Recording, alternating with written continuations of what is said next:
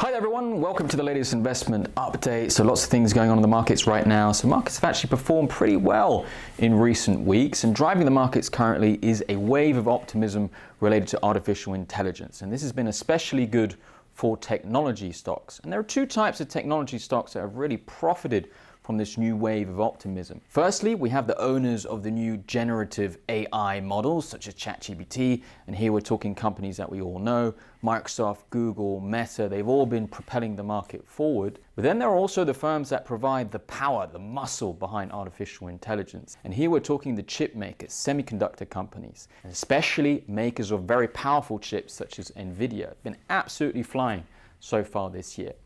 Importantly though, we should note that in June, that there's been signs of the rally starting to broaden out here as we go into the summer months. So that means some of the areas of the market that are performing less well early on in the year, they've now started to join the show. So we're talking about companies in the industrial sector, but also in the consumer space. They're starting to come to the fore as well. So the rally is starting to broaden here. It is true that lots of people are expecting a recession right now, and lots of investors out there are negative, even highly negative. And this is because there are several indications that the economy is going to slow down quite significantly over the coming months.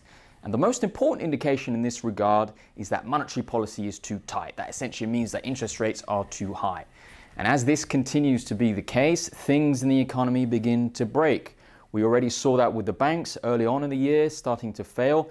And the expectation is that more of these things will happen over the coming months. However, importantly, there's also the other side to this, that a recession can actually be avoided. Here you have some interesting indications. The housing sector, for example, is starting to make a return. And if you look at inflation, very importantly, it is quickly coming back down to trend. In some countries, it's even back at trend right now. So that means central banks no longer need to be as aggressive going forward. And it also means that consumption can rise because real incomes can rise as inflation goes down. Inflation declines, people have more money to spend, and demand can be supported throughout the rest of the year.